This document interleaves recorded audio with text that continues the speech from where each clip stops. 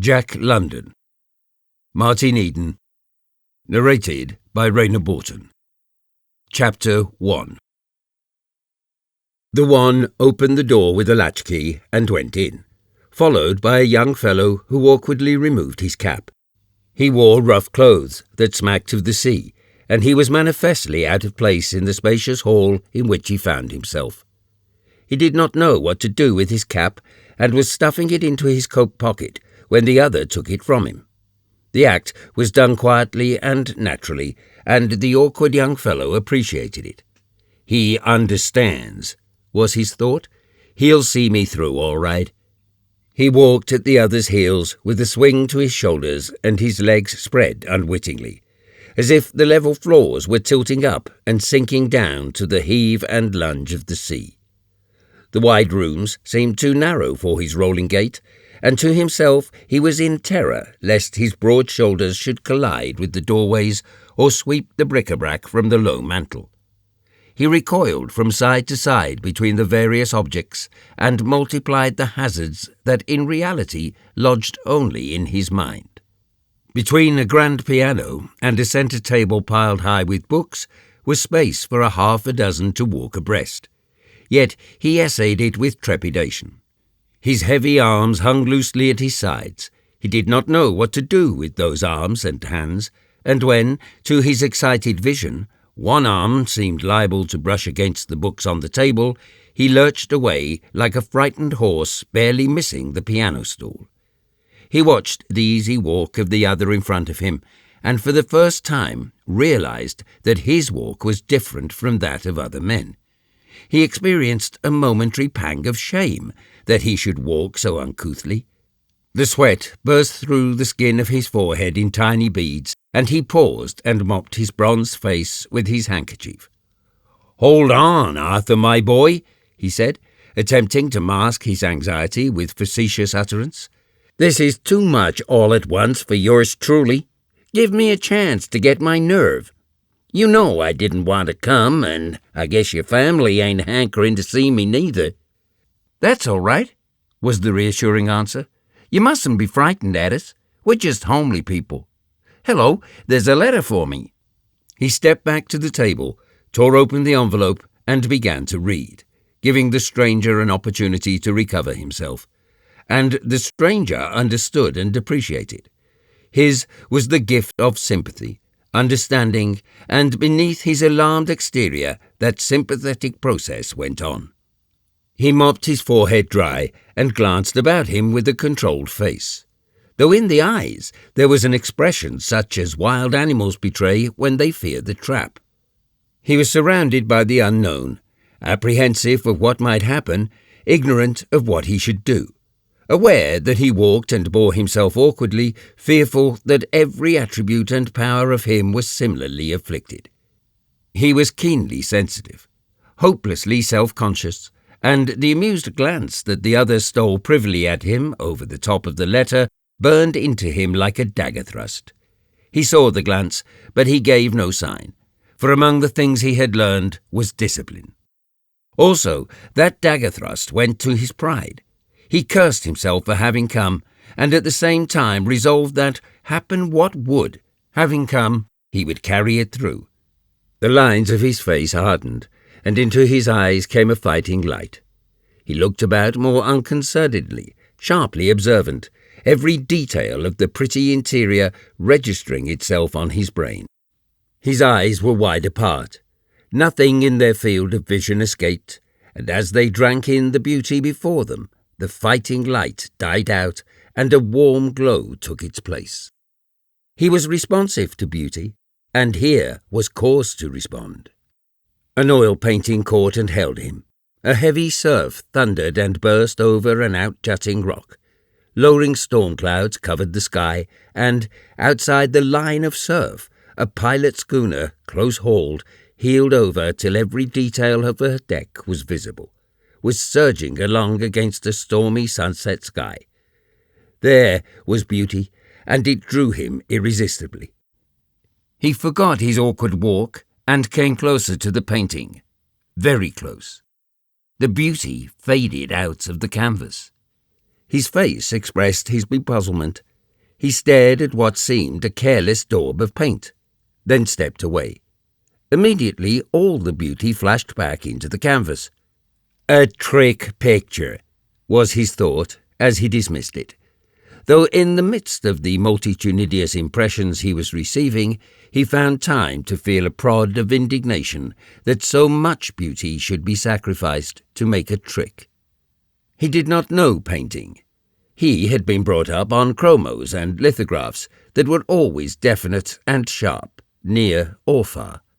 He had seen oil paintings, it was true, in the show windows of shops, but the glass of the windows had prevented his eager eyes from approaching too near.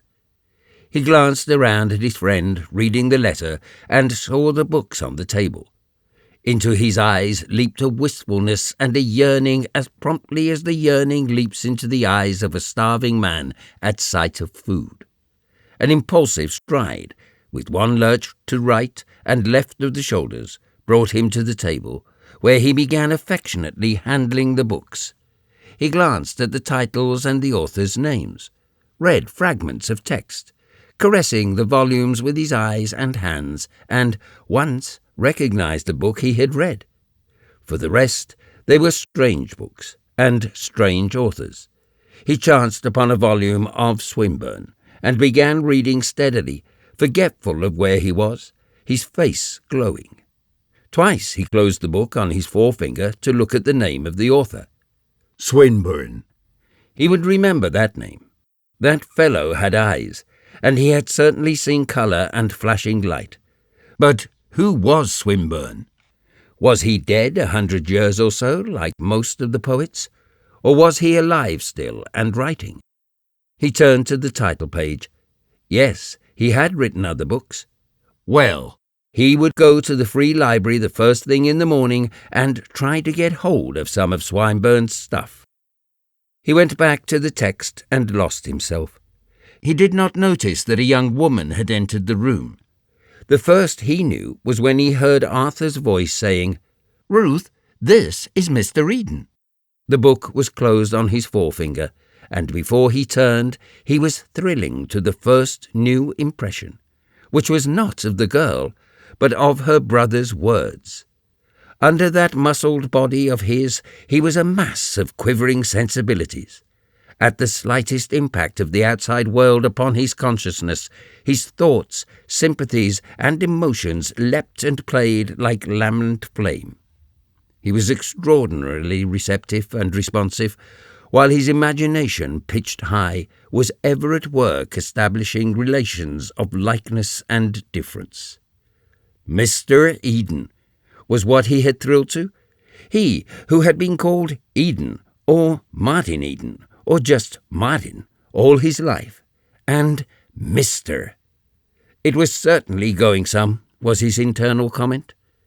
His mind seemed to turn on the instant into a vast camera obscura, and he saw arrayed around his consciousness endless pictures from his life, of stokeholes and forecastles, camps and beaches, jails and boozing kens, fever hospitals and slum streets, wherein the thread of association was the fashion in which he had been addressed in those various situations.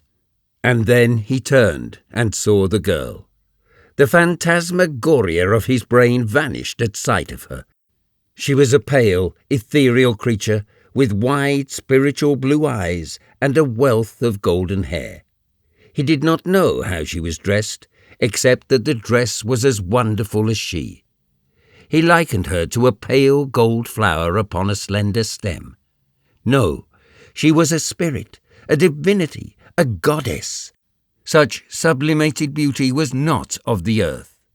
Or perhaps the books were right, and there were many such as she in the upper walks of life. She might well be sung by that chap Swinburne. Perhaps he had had somebody like her in mind when he painted that girl, Isolde, in the book there on the table. All this plethora of sight and feeling and thought occurred on the instant. There was no pause of the realities wherein he moved. He saw her hand coming out to his, and she looked him straight in the eyes as she shook hands, frankly, like a man. The women he had known did not shake hands that way. For that matter, most of them did not shake hands at all. A flood of associations, visions of various ways he had made the acquaintance of women, rushed into his mind and threatened to swamp it. But he shook them aside and looked at her. Never had he seen such a woman. The women he had known, immediately beside her, on either hand, ranged the women he had known. For an eternal second he stood in the midst of a portrait gallery, wherein she occupied the central place, while about her were limned many women, all to be weighed and measured by a fleeting glance, herself the unit of weight and measure. He saw the weak and sickly faces of the girls of the factories, and the simpering, boisterous girls from the south of Market. There were women of the cattle camps, and swarthy, cigarette-smoking women of old Mexico. These, in turn, were crowded out by Japanese women, doll-like, stepping mincingly on wooden clogs, by Eurasians, delicate-featured, stamped with degeneracy, by full-bodied South Sea Island women, flower-crowned and brown-skinned. All these were blotted out by a grotesque and terrible nightmare brood, frowsy, shuffling creatures from the pavements of Whitechapel, gin-bloated hags of the stews, and all the vast hells flowing of harpies, vile-mouthed and filthy, that under the guise of monstrous female form prey upon sailors, the scrappings of the ports, the scum and slime of the human pit. "Won't you sit down, Mr. Eden?" the girl was saying. "I have been looking forward to meeting you ever since Arthur told us. It was brave of you." He waved his hand deprecatingly and muttered that it was nothing at all what he had done, and that any fellow would have done it. She noticed that the hand he waved was covered with fresh abrasions, in the process of healing, and a glance at the other loose-hanging hand showed it to be in the same condition. Also, with quick, critical eye, she noted a scar on his cheek, another that peeped out from under the hair of the forehead, and a third that ran down and disappeared under the starched collar. She repressed a smile at sight of the red line that marked the chafe of the collar against the bronzed neck. He was evidently unused to stiff collars. Likewise, her feminine eye took in the clothes he wore, the cheap and unaesthetic cut, the wrinkling of the coat across the shoulders, and the series of wrinkles in the sleeves that advertised bulging biceps muscles. While he waved his hand and muttered that he had done nothing at all, he was obeying her behest by trying to get into a chair. He found time to admire the ease with which she sat down, then lurched towards a chair facing her, overwhelmed with consciousness of the awkward figure he was cutting. This was a new experience for him. All his life, up to then, he had been unaware of being either graceful or awkward. Such thoughts of self had never entered his mind. He sat down gingerly on the edge of the chair, greatly worried by his hands. They were in the way wherever he put them. Arthur was leaving the room, and Martin Eden followed his exit with longing eyes. He felt lost, alone there in the room with that pale spirit of a woman. There was no barkeeper upon whom to call for drinks, no small boy to send around the corner for a can of beer and by means of that social fluid start the amenities of friendship flowing. "You have such a scar on your neck, Mr. Eden," the girl was saying. "How did it happen?" "I'm sure it must have been some adventure." "A Mexican with a knife, miss," he answered, moistening his parched lips and clearing his throat. "It was just a fight. After I got the knife away, he tried to bite off my nose." Boldly as he had stated it, in his eyes was a rich vision of that hot, starry night at Salina Cruz, the white strip of beach, the lights of the sugar steamers in the harbour, the voices of the drunken sailors in the distance, the jostling stevedores, the flaming passion in the Mexican's face, the glint of the beast eyes in the starlight, the sting of the steel in his neck, and the rush of blood. The crowd and the cries, the two bodies, his and the Mexican's, locked together, rolling over and tearing up the sand. and from far away off somewhere the mellow tinkling of a guitar. Such was the picture, and he thrilled to the memory of it, wondering if the man could paint it who had painted the pilot schooner on the wall. The white beach, the stars, and the lights of the sugar steamers would look great, he thought, and midway on the sand the dark group of figures that surrounded the fighters. The knife occupied a place in the picture, he decided, and would show well, with a sort of gleam in the light of the stars, but of all this no hint had crept into his speech. "He tried to bite off my nose," he concluded. "Oh," the girl said in a faint, far voice, and he noticed the shock in her sensitive face. He felt a shock himself, and a blush of embarrassment shone faintly on his sunburned cheeks, though to him it burned as hotly as when his cheeks had been exposed to the open furnace door in the fire-room. Such sordid things as stabbing a phrase were evidently not fit subjects for conversation with a lady. People in the books, in her walk of life, did not talk about such things. Perhaps they did not know about them either. There was a brief pause in the conversation they were trying to get started. Then she asked tentatively about the scar on his cheek. Even as she asked, he realized that she was making an effort to talk his talk, and he resolved to get away from it and talk hers. "It was just an accident," he said, putting his hand to his cheek. "One night in a calm, with a heavy sea running, the main boom lift carried away and next the tackle. The lift was wire, and it was thrashing around like a snake. The whole watch was trying to grab it, and I rushed in and got swatted." "Oh," she said, this time with an accent of comprehension, though secretly his speech had been so much Greek to her, and she was wondering what a lift was and what swatted meant. "This man Swinburne," he began, attempting to put his plan into execution and pronouncing the I long. "Who?" "Swinburne," he repeated, with the same mispronunciation. "The poet." "Swinburne," she corrected. "Yes, that's the chap," he stammered, his cheeks hot again. "How long since he died?"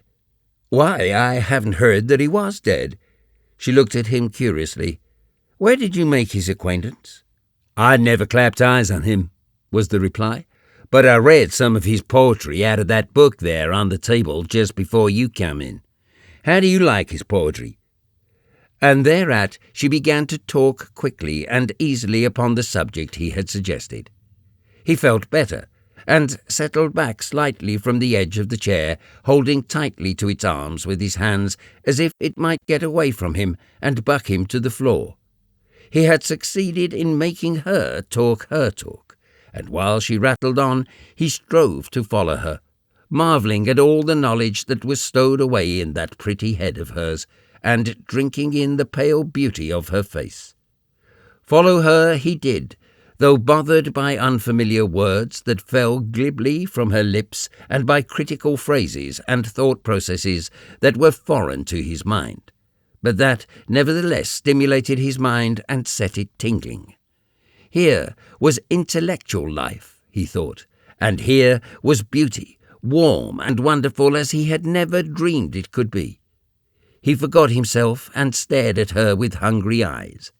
Here was something to live for, to win to fight for, aye, and die for. The books were true. There were such women in the world. She was one of them. She lent wings to his imagination, and great luminous canvases spread themselves before him, whereupon loomed vague, gigantic figures of love and romance, and of heroic deeds for woman's sake, for a pale woman, a flower of gold. And through the swaying, palpitant vision, as through a fairy mirage, he stared at the real woman, sitting there and talking of literature and art. He listened as well, but he stared, unconscious of the fixity of his gaze or the fact that all that was essentially masculine in his nature was shining in his eyes. But she, who knew little of the world of men, being a woman, was keenly aware of his burning eyes.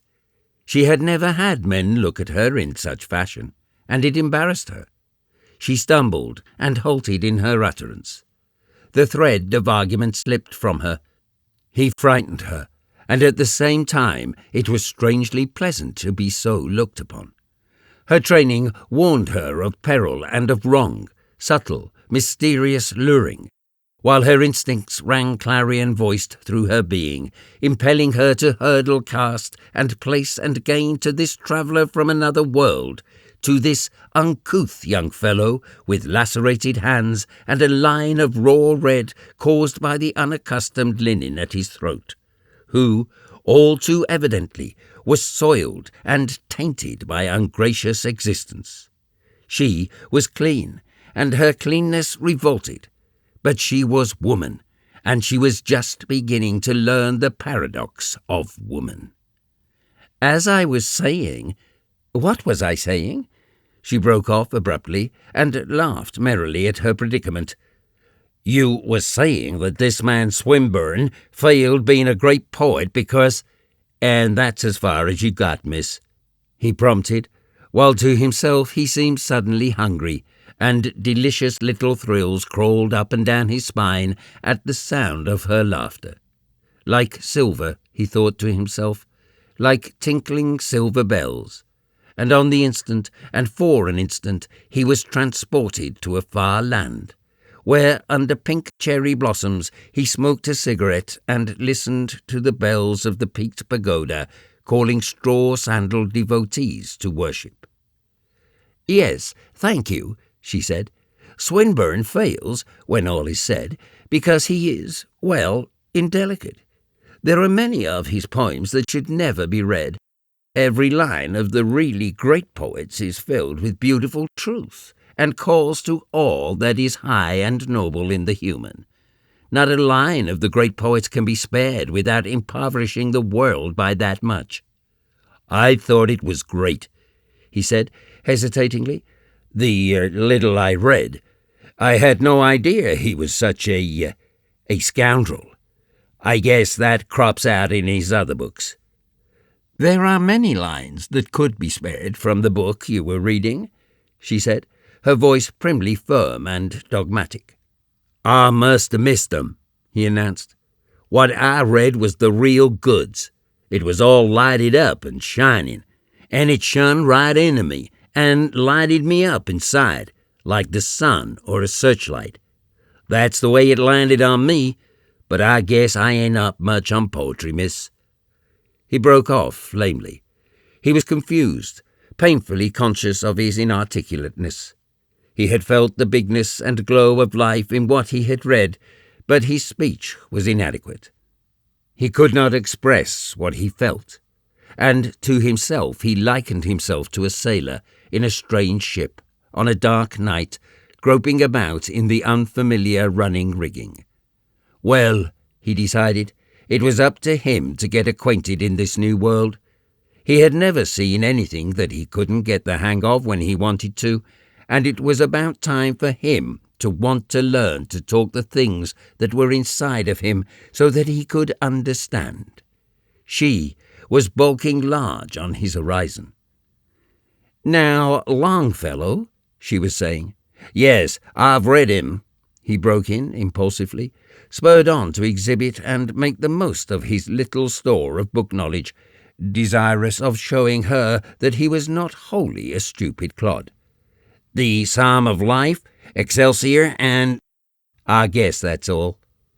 She nodded her head and smiled, and he felt, somehow, that her smile was tolerant, pitifully tolerant. He was a fool to attempt to make a pretense that way. That Longfellow chap most likely had written countless books of poetry. Excuse me, miss, for butting in that way. I guess the real fact is that I don't know nothing much about such things. It ain't in my class. But I'm going to make it in my class. It sounded like a threat. His voice was determined. His eyes were flashing. The lines of his face had grown harsh. And to her it seemed that the angle of his jaw had changed. Its pitch had become unpleasantly aggressive. At the same time, a wave of intense virility seemed to surge out from him and impinge upon her. I think you could make it in "In your class?" she finished with a laugh. "You are very strong." Her gaze rested for a moment on the muscular neck, heavy, corded, almost bull-like, bronzed by the sun, spilling over with rugged health and strength. And though he sat there, blushing and humble, again she felt drawn to him. She was surprised by a wanton thought that rushed into her mind. It seemed to her that if she could lay her two hands upon that neck, that all its strength and vigour would flow out to her. She was shocked by this thought. It seemed to reveal to her an undreamed depravity in her nature. Besides, strength to her was a gross and brutish thing. Her ideal of masculine beauty had always been slender gracefulness. Yet the thought still persisted. It bewildered her that she should desire to place her hands on that sunburned neck. In truth, she was far from robust, and the need of her body was mined for strength. But she did not know it. She knew only that no man had ever affected her before as this one had, who shocked her from moment to moment with his awful grammar. "Yes, I ain't no invalid," he said. "When it comes down to hard pan, I can digest scrap iron.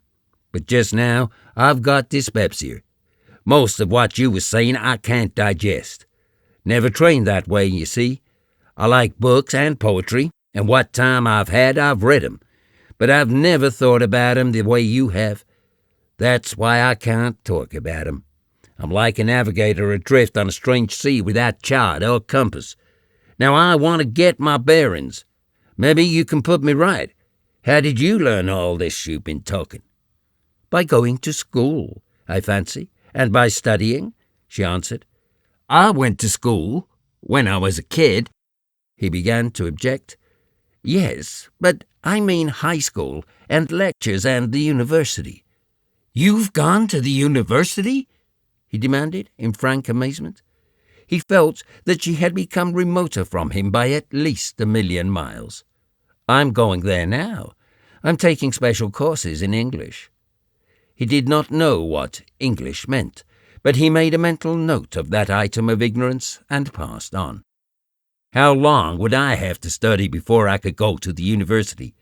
he asked. She beamed encouragement upon his desire for knowledge and said, "That depends upon how much studying you have already done. You have never attended high school?" "Of course not. But did you finish grammar school?" "I had 2 years to run when I left," he answered, "but I always honorably promoted at school." The next moment, angry with himself for the boast, he had gripped the arms of the chair so savagely that every finger end was stinging. At the same moment he became aware that a woman was entering the room. He saw the girl leave her chair and trip swiftly across the floor to the newcomer. They kissed each other, and, with arms around each other's waists, they advanced towards him. That must be her mother, he thought. She was a tall blonde woman, slender and stately, and beautiful. Her gown was what he might expect in such a house. His eyes delighted in the graceful lines of it. She and her dress together reminded him of women on the stage. Then he remembered seeing similar grand ladies and gowns entering the London theatres, while he stood and watched, and the policeman shoved him back into the drizzle beyond the awning. Next, his mind leaped to the Grand Hotel at Yokohama, where, too, from the sidewalk, he had seen grand ladies. Then the city and the harbour of Yokohama in 1,000 pictures began flashing before his eyes. But he swiftly dismissed the kaleidoscope of memory, oppressed by the urgent need of the present. He knew that he must stand up to be introduced, and he struggled painfully to his feet, where he stood with trousers bagging at the knees, his arms loose-hanging and ludicrous, his face set for the impending ordeal.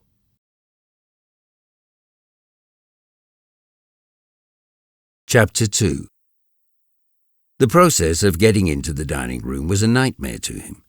Between halts and stumbles, jerks and lurches, locomotion had at times seemed impossible. But at last he had made it, and was seated alongside of her. The array of knives and forks frightened him. They bristled with unknown perils, and he gazed at them, fascinated, until their dazzle became a background across which moved a succession of forecastle pictures, wherein he and his mates sat eating salt beef with sheath knives and fingers, or scooping thick pea soup out of pannikins by means of battered iron spoons. The stench of bad beef was in his nostrils, while in his ears, to the accompaniment of creaking timbers and groaning bulkheads, echoed the loud-mouthed noises of the eaters. He watched them eating, and decided they ate like pigs. Well, he would be careful here. He would make no noise. He would keep his mind upon it all the time. He glanced around the table. Opposite him was Arthur, and Arthur's brother, Norman. They were her brothers, he reminded himself, and his heart warmed toward them. How they loved each other, the members of this family. There flashed into his mind the picture of her mother, of the kiss of greeting, and of the pair of them walking toward him with arms entwined. Not in his world were such displays of affection between parents and children made. It was a revelation of the heights of existence that were attained in the world above. It was the finest thing yet that he had seen in this small glimpse of that world. He was moved deeply by appreciation of it, and his heart was melting with sympathetic tenderness. He had starved for love all his life. His nature craved love. It was an organic demand of his being. Yet he had gone without, and hardened himself in the process. He had not known that he needed love, nor did he know it now. He merely saw it in operation, and thrilled to it, and thought it fine, and high, and splendid. He was glad that Mr. Morse was not there. It was difficult enough getting acquainted with her, and her mother, and her brother, Norman. Arthur he already knew somewhat. The father would have been too much for him, he felt sure. It seemed to him that he had never worked so hard in his life. The severest toil was child's play compared with this. Tiny nodules of moisture stood out on his forehead, and his shirt was wet with sweat from the exertion of doing so many unaccustomed things at once. He had to eat as he had never eaten before, to handle strange tools, to glance surreptitiously about and learn how to accomplish each new thing, to receive the flood of impressions that was pouring in upon him and being mentally annotated and classified, to be conscious of a yearning for her that perturbed him in the form of a dull, aching restlessness, to feel the prod of desire to win to the walk in life whereon she trod, and to have his mind ever and again straying off in speculation and vague plans of how to reach her. Also, when his secret glance went across to Norman opposite him, or to anyone else, to ascertain just what knife or fork was to be used in any particular occasion, that person's features were seized upon by his mind, which automatically strove to appraise them and to divide what they were, all in relation to her. Then he had to talk, to hear what was said to him and what was said back and forth, and to answer when it was necessary, with a tongue prone to looseness of speech that required a constant curb. And to add confusion to confusion, there was the servant, an unceasing menace that appeared noiselessly at his shoulder, a dire sphinx that propounded puzzles and conundrums demanding instantaneous solution. He was oppressed throughout the meal by the thought of finger bowls. Irreverently, insistently, scores of times, he wondered when they would come on and what they looked like. He had heard of such things, and now, sooner or later, somewhere in the next few minutes, he would see them. Sit at table with exalted beings who used them. Aye, and he would use them himself. And most important of all, far down and yet always at the surface of his thought, was the problem of how he should comport himself toward these persons. What should his attitude be? He wrestled continually and anxiously with the problem. There were cowardly suggestions that he should make believe, assume a part, and there were still more cowardly suggestions that warned him he would fail in such course, that his nature was not fitted to live up to it, and that he would make a fool of himself. It was during the first part of the dinner, struggling to decide upon his attitude, that he was very quiet. He did not know that his quietness was giving the lie to Arthur's words of the day before, when that brother of hers had announced that he was going to bring a wild man home to dinner, and for them not to be alarmed, because they would find him an interesting wild man. Martin Eden could not have found it in him just then to believe that her brother could be guilty of such treachery, especially when he had been the means of getting this particular brother out of an unpleasant row. So he sat at table, perturbed by his own unfitness, and at the same time charmed by all that went on about him. For the first time, he realized that eating was something more than an utilitarian function. He was unaware of what he ate. It was merely food. He was feasting his love of beauty at this table where eating was an aesthetic function. It was an intellectual function, too. His mind was stirred. He heard words spoken that were meaningless to him, and other words that he had seen only in books, and that no man or woman he had known was of large enough mental caliber to pronounce.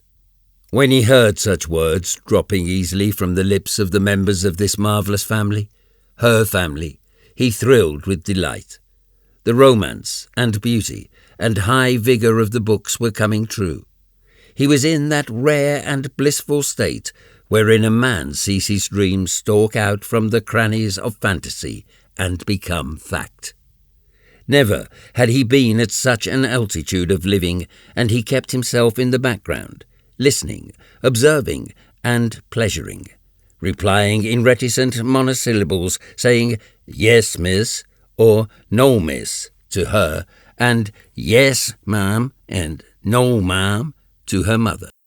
He curbed the impulse arising out of his sea training to say "Yes, sir," and "No, sir," to her brothers.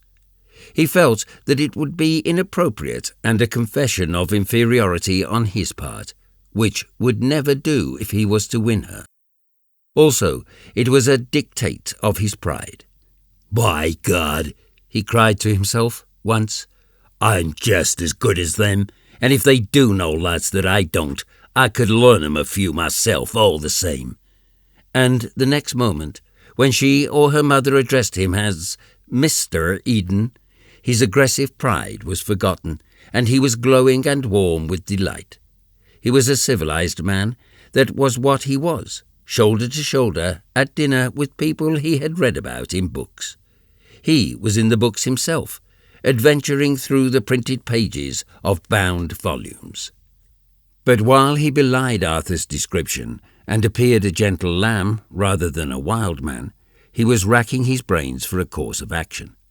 He was no gentle lamb, and the part of second fiddle would never do for the high-pitched dominance of his nature. He talked only when he had to, and then his speech was like his walk to the table, filled with jerks and halts as he groped in his polyglot vocabulary for words, debating over words he knew were fit but which he feared he could not pronounce, rejecting other words he knew he would not be understood or would be raw and harsh. But all the time he was oppressed by the consciousness that this carefulness of diction was making a booby out of him, preventing him from expressing what he had in him.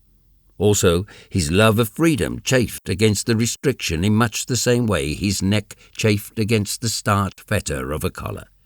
Besides, he was confident that he could not keep it up. He was by nature powerful of thought and sensibility, and the creative spirit was restive and urgent. He was swiftly mastered by the concept or sensation in him that struggled in birth throes to receive expression and form, and then he forgot himself and where he was, and the old words, the tools of speech he knew, slipped out. Once he declined something from the servant who interrupted and pestered at his shoulder, and he said shortly and emphatically, "Pew!" On the instant those at the table were keyed up and expectant. The servant was smugly pleased, and he was wallowing in mortification. But he recovered himself quickly. "It's the Conacher for finish," he explained, "and it just come out naturally. It's spelled P-A-U.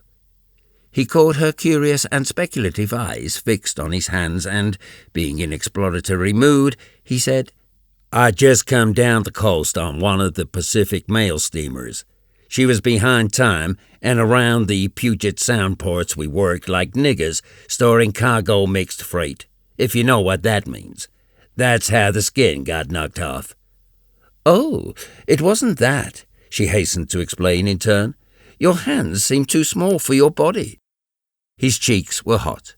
He took it as an exposure of another of his deficiencies.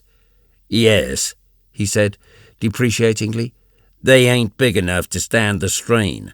I can hit like a mule with my arms and shoulders. They are too strong, and when I smash a man on the jaw, the hands get smashed too."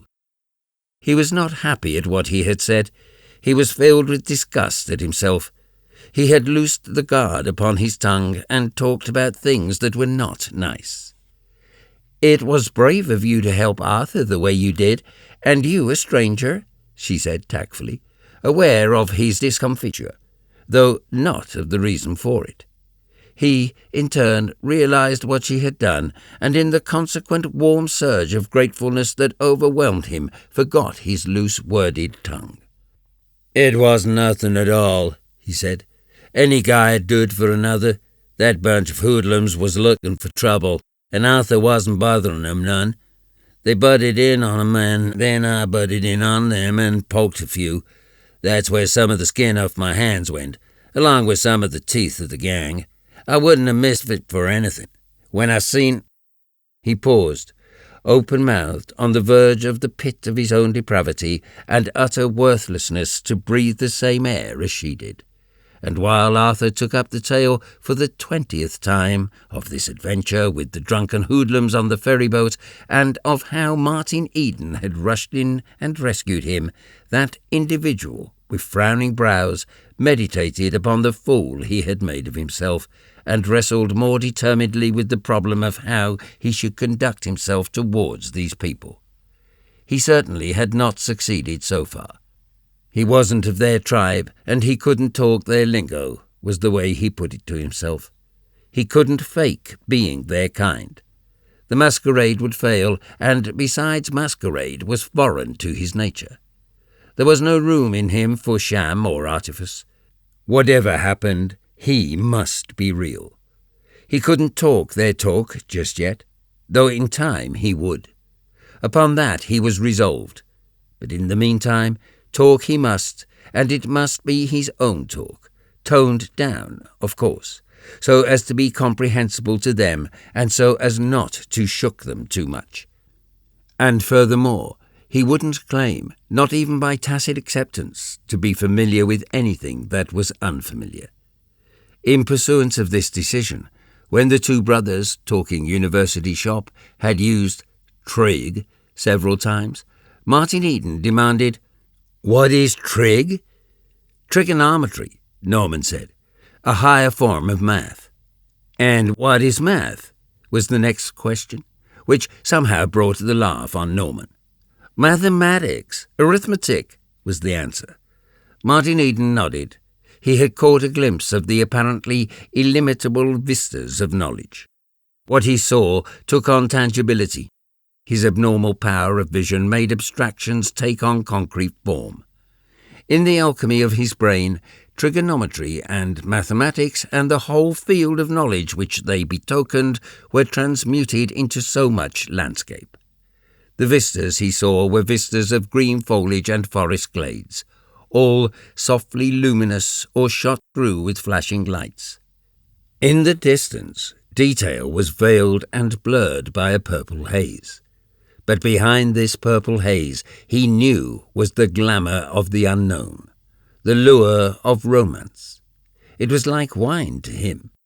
Here was adventure, something to do with head and hand, a world to conquer, and straight away from the back of his consciousness rushed the thought, conquering to win to her that lily-pale spirit sitting beside him. The glimmering vision was rent asunder and dissipated by Arthur, who all evening had been trying to draw his wild man out. Martin Eden remembered his decision. For the first time he became himself, consciously and deliberately at first, but soon lost in the joy of creating and making life as he knew it appear before his listeners' eyes. He had been a member of the crew of the smuggling schooner Halcyon when she was captured by a revenue cutter. He saw with wide eyes, and he could tell what he saw. He brought the pulsing sea before them, and the men and the ships upon the sea. He communicated his power of vision till they saw with his eyes what he had seen. He selected from the vast mass of detail with an artist's touch, drawing pictures of life that glowed and burned with light and colour, injecting movement so that his listeners surged along with him on the flood of rough eloquence, enthusiasm and power. At times he shook them with the vividness of the narrative and his terms of speech, but beauty always followed fast upon the heels of violence, and tragedy was relieved by humour, by interpretations of the strange twists and quirks of sailors' minds. And while he talked, the girl looked at him with startled eyes. His fire warmed her. She wondered if she had been cold all her days. She wanted to lean toward this burning, blazing man that was like a volcano spouting forth strength, robustness, and health. She felt that she must lean toward him, and resisted by an effort. Then, too, there was the counter-impulse to shrink away from him. She was repelled by those lacerated hands, grimed by toil so that the very dirt of life was ingrained in the flesh itself, by that red chafe of the collar and those bulging muscles. His roughness frightened her. Each roughness of speech was an insult to her ear, each rough phrase of his life an insult to her soul. And ever and again would come the draw of him, till she thought he must be evil to have such power over her. All that was most firmly established in her mind was rocking. His romance and adventure were battering at the conventions. Before his facile perils and ready laugh, life was no longer an affair of serious effort and restraint, but a toy to be played with and turned topsy-turvy, carelessly to be lived and pleasured in, and carelessly to be flung aside. "Therefore a play," was the cry that rang through her. "Lean toward him, if you so will, and place your 2 hands upon his neck." She wanted to cry out at the recklessness of the thought, and in vain she appraised her own cleanness and culture, and balanced all that she was against what he was not. She glanced about her, and saw the others gazing at him with rapt attention, and she would have despaired had not she seen the horror in her mother's eyes. Fascinated horror, it was true, but none the less horror. This man from outer darkness was evil. Her mother saw it, and her mother was right. She would trust her mother's judgment in this, as she had always trusted it in all things. The fire of him was no longer warm, and the fear of him was no longer poignant. Later, at the piano, she played for him, and at him, aggressively, with the vague intent of emphasizing the impassableness of the gulf that separated them.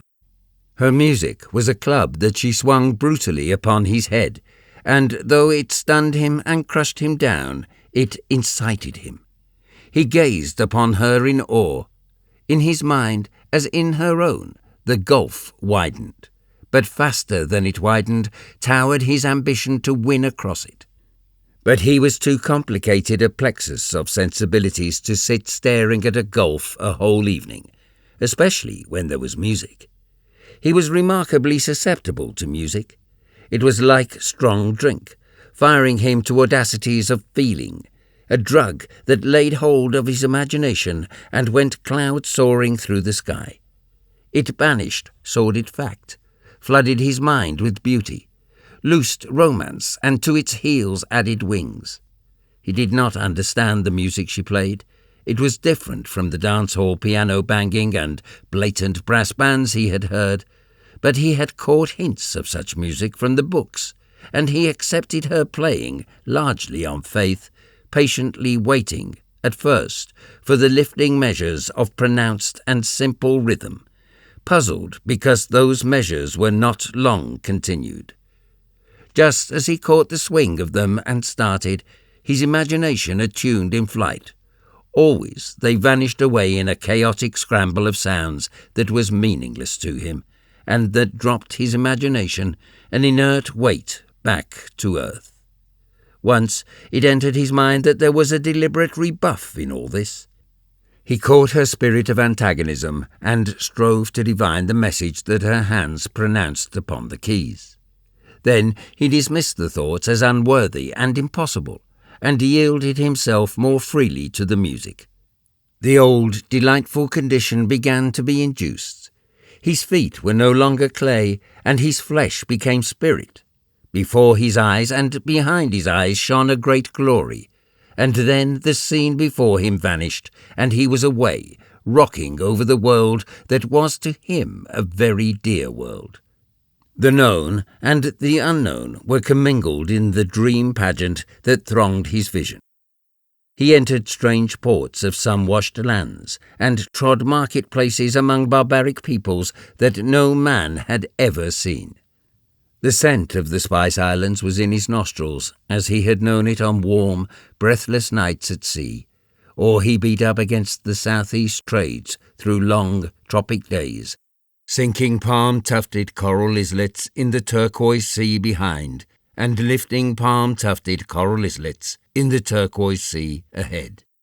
Swift as thought, the pictures came and went. One instant he was astride a bronco and flying through the fairy-coloured painted desert country. The next instant he was gazing down through shimmering heat into the whited sepulchre of Death Valley, or pulling an oar on a freezing ocean where great ice islands towered and glistened in the sun. He lay on a coral beach where the coconuts grew down to the mellow-sounding surf. The hulk of an ancient wreck burned with blue fires, in the light of which danced the hula dancers to the barbaric love calls of the singers, who chanted to tinkling ukuleles and rumbling tom-toms. It was a sensuous, tropic night. In the background, a volcano crater was silhouetted against the stars. Overhead drifted a pale crescent moon, and the Southern Cross burned low in the sky. He was a harp. All life that he had known, and that was his consciousness, was the strings, and the flood of music was a wind that poured against those strings and set them vibrating with memories and dreams. He did not merely feel. Sensation invested itself in form and colour and radiance, and what his imagination dared, it objectified in some sublimated and magic way. Past, present, and future mingled, and he went on oscillating across the broad, warm world through high adventure and noble deeds to her. Aye, and with her, winning her, his arm about her and carrying her on in flight through the empery of his mind. And she, glancing at him across her shoulder, saw something of all this in his face. It was a transfigured face, with great shining eyes that gazed beyond the veil of sound and saw beyond it the leap and pulse of life and the gigantic phantoms of the spirit. She was startled. The raw, stumbling lout was gone.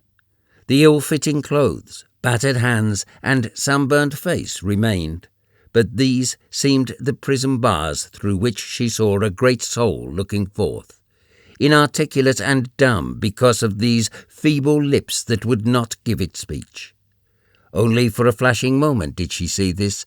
Then she saw the lout returned, and she laughed at the whim of her fancy. But the impression of that fleeting glimpse lingered, and when the time came for him to beat a stumbling retreat and go, she lent him the volume of Swinburne and another of Browning. She was studying Browning in one of her English courses. He seemed such a boy as he stood blushing and stammering his thanks, that a wave of pity, maternal in its prompting, welled up in her. She did not remember the lout, nor the imprisoned soul, nor the man who had stared at her in all masculineness and delighted and frightened her. She saw before her only a boy, who was shaking her hand with a hand so calloused that it felt like a nutmeg grater and rasped her skin, and who was saying jerkily, "The greatest time of my life. You see I ain't used to things." He looked about him helplessly. "To people and houses like this. It's all new to me, and I like it." "I hope you'll call again," she said, as he was saying good night to her brothers. He pulled on his cap, lurched desperately through the doorway, and was gone. "Well, what do you think of him?" Arthur demanded. "He is most interesting. A whiff of ozone," she answered. "How old is he?" 20, almost 21. I asked him this afternoon. I didn't think he was that young." "And I am 3 years older," was the thought in her mind as she kissed her brothers good night.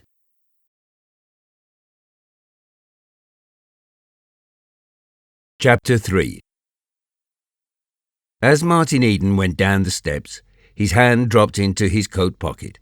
It came out with a brown rice paper and a pinch of Mexican tobacco, which were deftly rolled together into a cigarette.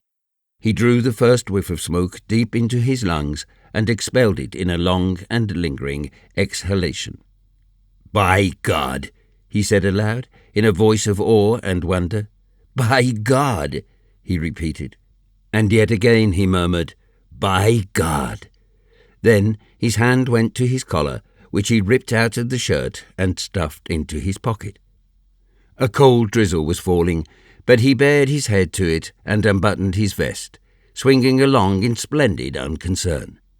He was only dimly aware that it was raining. He was in an ecstasy, dreaming dreams and reconstructing the scenes just past. He had met the woman at last, the woman that he had thought little about, not being given to thinking about women, but whom he had expected, in a remote way, he would sometime meet. He had sat next to her at table. He had felt her hand in his. He had looked into her eyes and caught a vision of a beautiful spirit, but no more beautiful than the eyes through which it shone, nor than the flesh that gave it expression and form. He did not think of her flesh as flesh, which was new to him. For the women he had known, that was the only way he thought. Her flesh was somehow different. He did not conceive of her body as a body subject to the ills and frailties of bodies. Her body was more than the garb of her spirit. It was an emanation of her spirit, a pure and gracious crystallization of her divine essence. This feeling of the divine startled him. It shocked him from his dreams to sober thought. No word, no clue, no hint of the divine had ever reached him before. He had never believed in the divine. He had always been irreligious, scoffing good-naturedly at the sky pilots and their immortality of the soul. There was no life beyond, he had contended. It was here and now, then darkness everlasting. But what he had seen in her eyes was soul, immortal soul that could never die. No man he had known, nor any woman, had given him the message of immortality. But she had. She had whispered it to him from the first moment she looked at him. Her face shimmered before his eyes as he walked along, pale and serious, sweet and sensitive, smiling with pity and tenderness as only a spirit could smile, and pure as he had never dreamed purity could be. Her purity smote him like a blow. It startled him. He had known good and bad, but purity, as an attribute of existence, had never entered his mind. And now, in her, he conceived purity to be the superlative of goodness and of cleanness, the sum of which constituted eternal life, and promptly urged his ambition to grasp at eternal life. He was not fit to carry water for her, he knew that, It was a miracle of luck and a fantastic stroke that had enabled him to see her and be with her and talk with her that night. It was accidental. There was no merit in it. He did not deserve such fortune. His mood was essentially religious. He was humble and meek, filled with self-disparagement and abasement. In such frame of mind, sinners come to the penitent form. He was convicted of sin. But as the meek and lowly at the penitent form catch splendid glimpses of their future lordly existence, so did he catch similar glimpses of the state he would gain by possessing her. But this possession of her was dim and nebulous and totally different from possession as he had known it. Ambition soared on mad wings, and he saw himself climbing the heights with her, sharing thoughts with her, pleasuring in beautiful and noble things with her.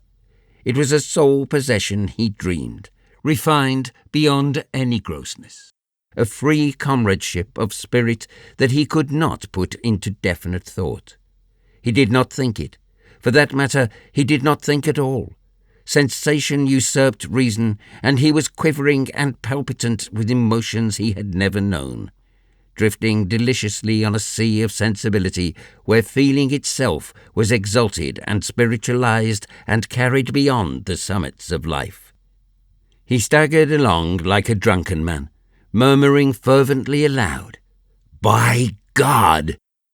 By God!" A policeman on a street corner eyed him suspiciously, then noted his sailor roll. "Where did you get it?" the policeman demanded. Martin Eden came back to earth. He was a fluid organism, swiftly adjustable, capable of flowing into and filling all sorts of nooks and crannies. With the policeman's hail, he was immediately his ordinary self, grasping the situation clearly. "It's a beaut, ain't it?" he laughed back. "I didn't know I was talking out loud." "You'll be singing next," was the policeman's diagnosis. "No, I won't. Give me a match, and I'll catch the next car home." He lighted his cigarette, said good night, and went on. "Now, wouldn't that rattle you?"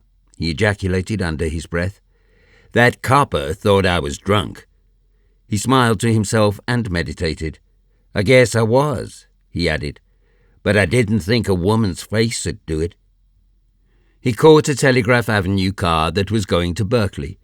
It was crowded with youths and young men who were singing songs and ever and again barking out college yells.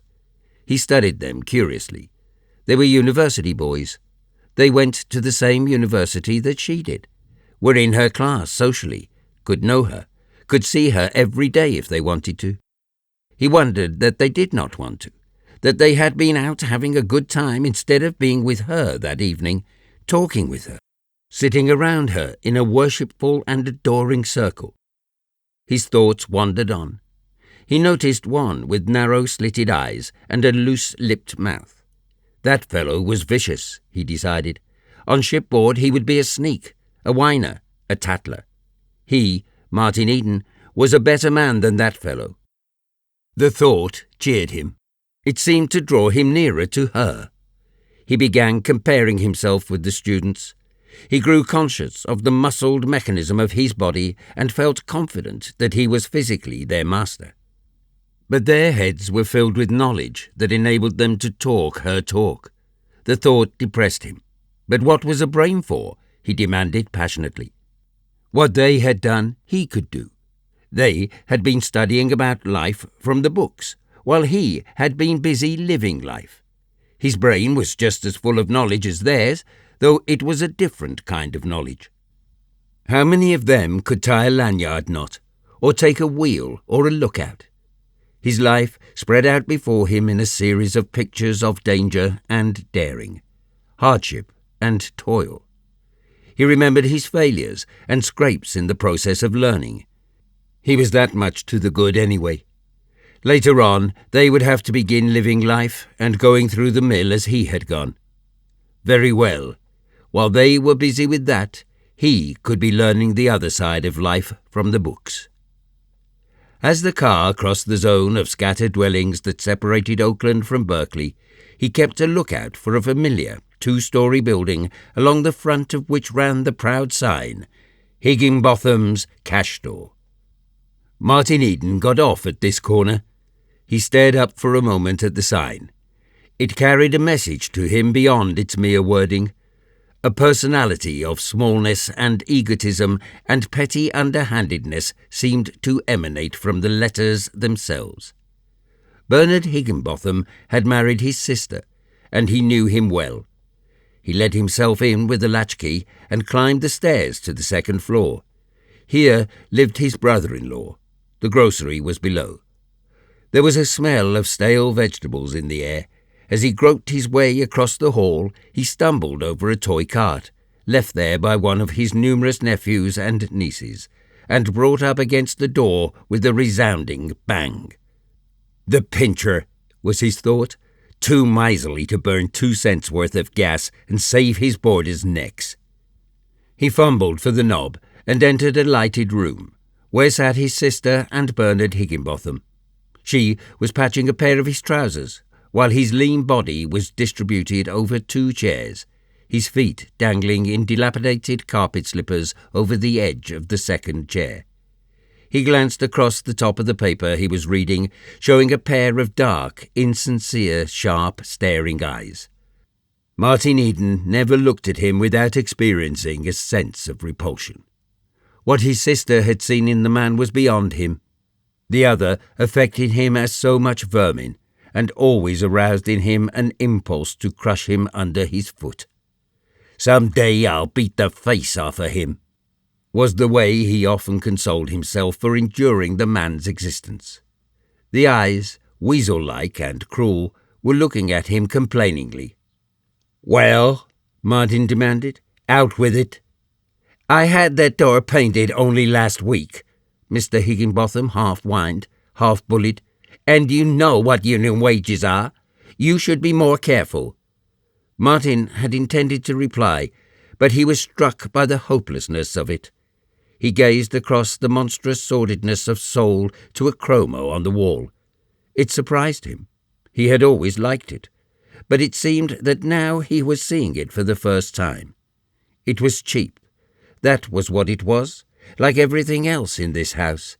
His mind went back to the house he had just left, and he saw first the paintings, and next her, looking at him with melting sweetness as she shook his hand at leaving.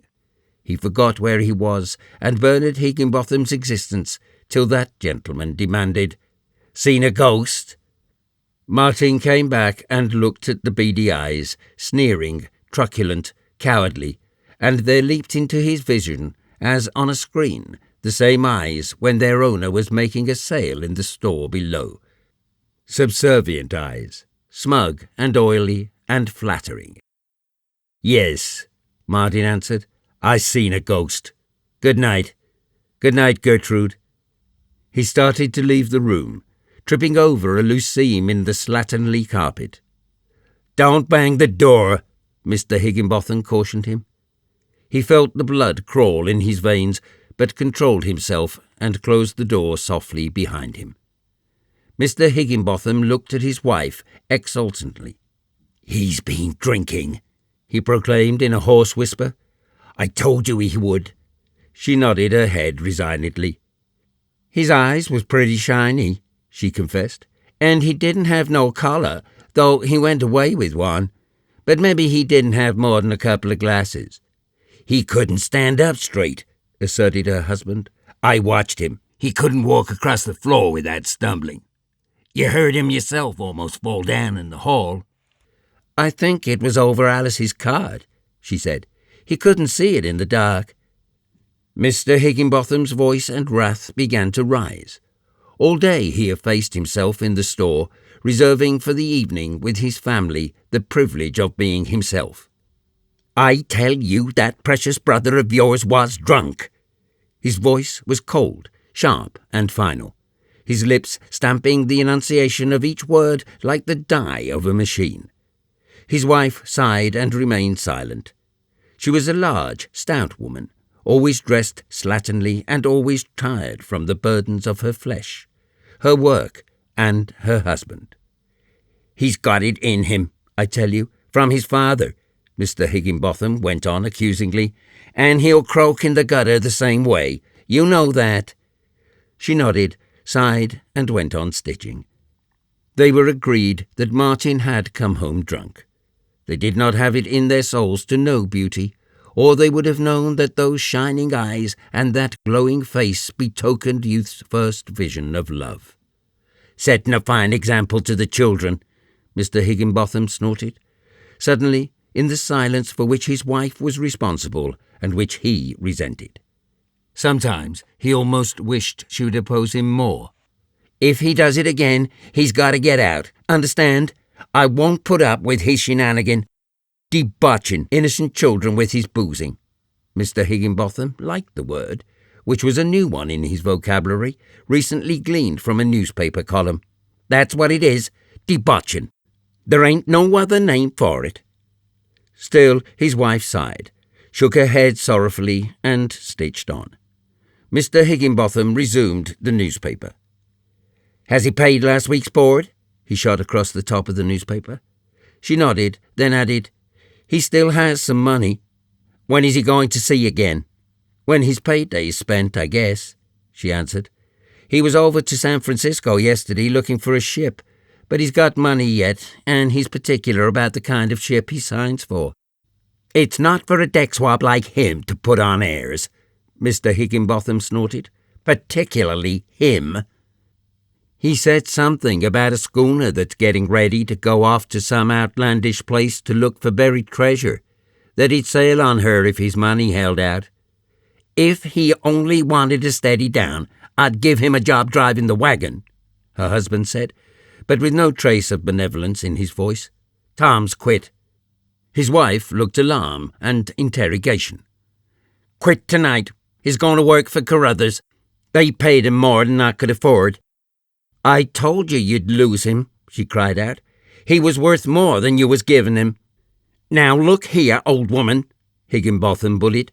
"For the 1,000th time, I've told you to keep your nose out of the business. I won't tell you again." "I don't care," she sniffed. "Tom was a good boy."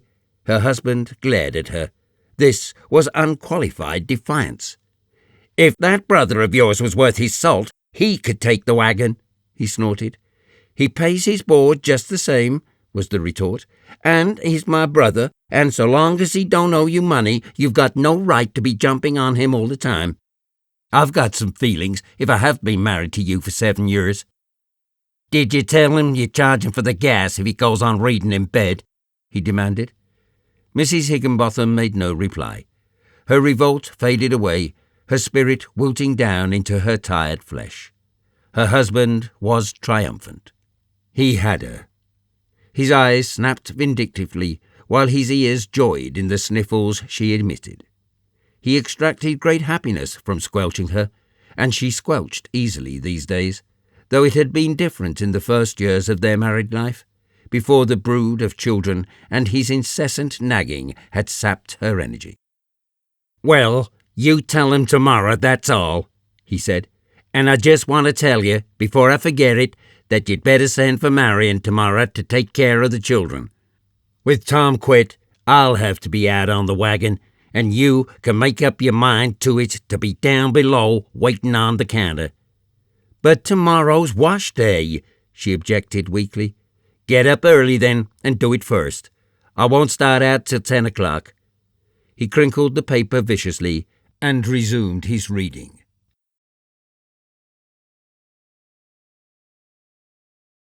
Chapter 4. Martin Eden, with blood still crawling from contact with his brother-in-law, felt his way along the unlighted back hall and entered his room. A tiny cubbyhole with space for a bed, a washstand, and one chair. Mr. Higginbotham was too thrifty to keep a servant when his wife could do the work. Besides, the servants' room enabled them to take in 2 boarders instead of 1. Martin placed the Swinburne and Browning on the chair, took off his coat, and sat down on the bed. A screeching of asthmatic springs greeted the weight of his body, but he did not notice them. He started to take off his shoes, but fell to staring at the white plaster wall opposite him. broken by long streaks of dirty brown where rain had leaked through the roof. On this befouled background, visions began to flow and burn. He forgot his shoes and stared long till his lips began to move, and he murmured, "Ruth. Ruth." He had not thought a simple sound could be so beautiful. It delighted his ear, and he grew intoxicated with the repetition of it. Ruth. It was a talisman, a magic word to conjure with. Each time he murmured it, her face shimmered before him, surfacing the foul wall with a golden radiance. This radiance did not stop at the wall. It extended on into infinity, and through its golden depths his soul went questing after hers. The best that was in him was out in splendid flood. The very thought of her ennobled and purified him, made him better, and made him want to be better. This was new to him. He had never known women who had made him better. They had always had the counter-effect of making him beastly. He did not know that many of them had done their best, bad as it was. Never having been conscious of himself, he did not know that he had that in his being that drew love from women, and which had been the cause of their reaching out for his youth. Though they had often bothered him, he had never bothered about them, and he would never have dreamt that there were women who had been better because of him. Always in sublime carelessness had he lived, till now, and now it seemed to him that they had always reached out and dragged at him with vile hands. This was not just to them, nor to himself, but he, who for the first time was becoming conscious of himself, was in no condition to judge, and he burned with shame as he stared at the vision of his infamy. He got up abruptly and tried to see himself in the dirty looking-glass over the washstand. He passed a towel over it and looked again, long and carefully. It was the first time he had ever really seen himself. His eyes were made for seeing, but up to that moment they had been filled with the ever-changing panorama of the world, at which he had been too busy gazing, ever to gaze at himself. He saw the head and face of a young fellow of 20, but, being unused to such appraisement, he did not know how to value it. Above a square-domed forehead he saw a mop of brown hair, nut-brown, with a wave to it and hints of curls that were a delight to any woman, making hands tingle to stroke it and fingers tingle to pass caresses through it. But he passed it by as without merit in her eyes, and dwelt long and thoughtfully on the high, square forehead, striving to penetrate it and learn the quality of its content. What kind of a brain lay behind there? Was his insistent interrogation? What was it capable of? How far would it take him? Would it take him to her? He wondered if there was soul in those steel grey eyes that were often quite blue of colour and that were strong with the briny airs of the sun-washed deep. He wondered, also, how his eyes looked to her. He tried to imagine himself, she, gazing into those eyes of his, but failed in the jugglery. He could successfully put himself inside other men's minds, but they had to be men whose ways of life he knew. He did not know her way of life. She was wonder and mystery, and how could he guess one thought of hers? Well, they were honest eyes, he concluded, and in them was neither smallness nor meanness. The brown sunburn of his face surprised him. He had not dreamed he was so black. He rolled up his shirt-sleeve and compared the white underside of the arm with his face. Yes, he was a white man after all, but the arms were sunburned too. He twisted his arm, rolled the biceps over with his other hand, and gazed underneath, where he was least touched by the sun. It was very white. He laughed at his bronzed face in the glass, at the thought that it was once as white as the underside of his arm. Nor did he dream that in the world there were few pale spirits of women who could boast fairer or smoother skins than he, fairer than where he had escaped the ravages of the sun. His might have been a cherub's mouth, had not the full, sensuous lips a trick, under stress of drawing firmly across the teeth. At times, so tightly did they draw, the mouth became stern and harsh, even ascetic. They were the lips of a fighter and of a lover. They could taste the sweetness of life with relish, and they could put the sweetness aside and command life. The chin and jaw, strong and just hinting of square aggressiveness, helped the lips to command life. Strength balanced sensuousness, and had upon it a tonic effect, compelling him to love beauty that was healthy and making him vibrate to sensations that were wholesome. And between the lips were teeth that had never known nor needed the dentist's care. They were white and strong and regular, he decided as he looked at them.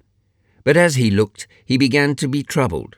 Somewhere, stored away in the recesses of his mind and vaguely remembered, was the impression that there were people who washed their teeth every day. They were the people from up above, people in her class. She must wash her teeth every day too. What would she think if she learned that he had never washed his teeth in all the days of his life? He resolved to get a toothbrush and form the habit. He would begin at once, tomorrow. It was not by mere achievement that he could hope to win her. He must make a personal reform in all things, even to tooth-washing and neck-gear, though a starched collar affected him as a renunciation of freedom. He held up his hand, rubbing the ball of the thumb over the calloused palm and gazing at the dirt that was ingrained in the flesh itself and which no brush could scrub away. How different was her palm! He thrilled deliciously at the remembrance. Like a rose petal, he thought, cool and soft as a snowflake. He had never thought that a mere woman's hand could be so sweetly soft. He caught himself imagining the wonder of a caress from such a hand, and flushed guiltily. It was too gross a thought for her. In ways it seemed to impugn her high spirituality. She was a pale, slender spirit, exalted far beyond the flesh, but nevertheless the softness of her palm persisted in his thoughts. He was used to the harsh callousness of factory girls and working women. Well, he knew why their hands were rough. But this hand of hers, it was soft because she had never used it to work with.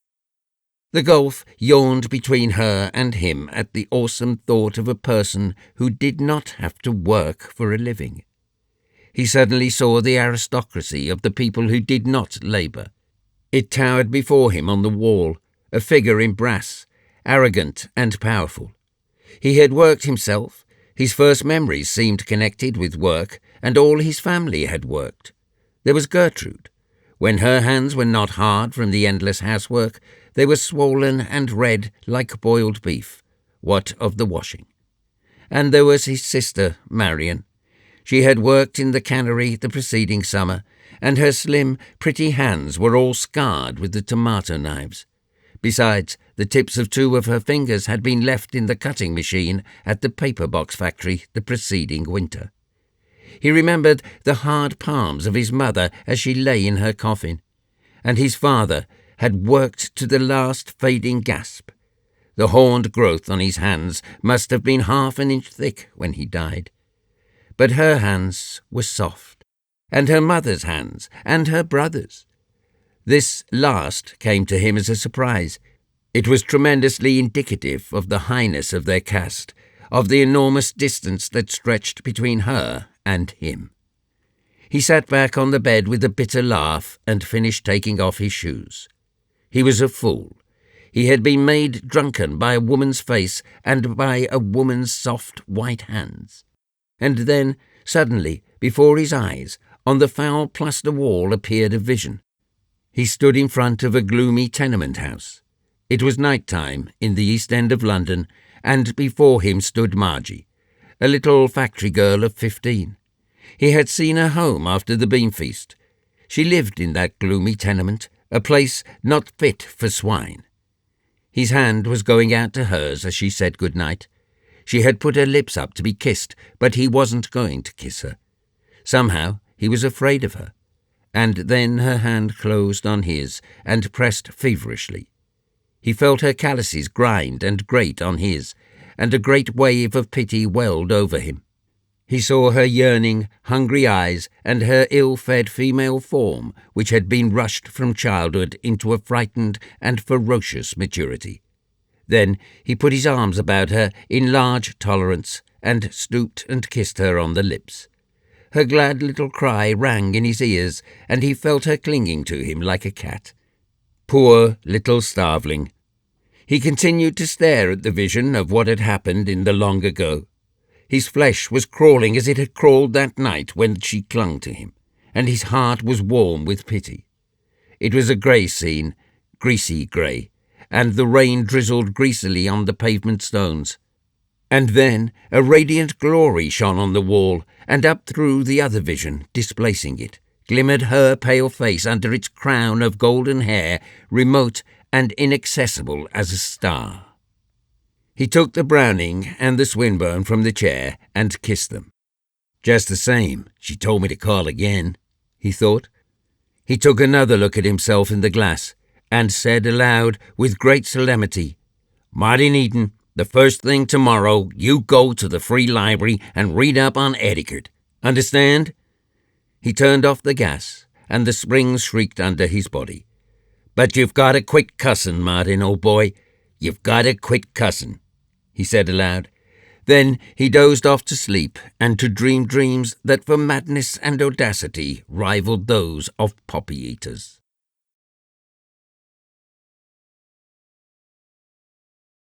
Chapter 5.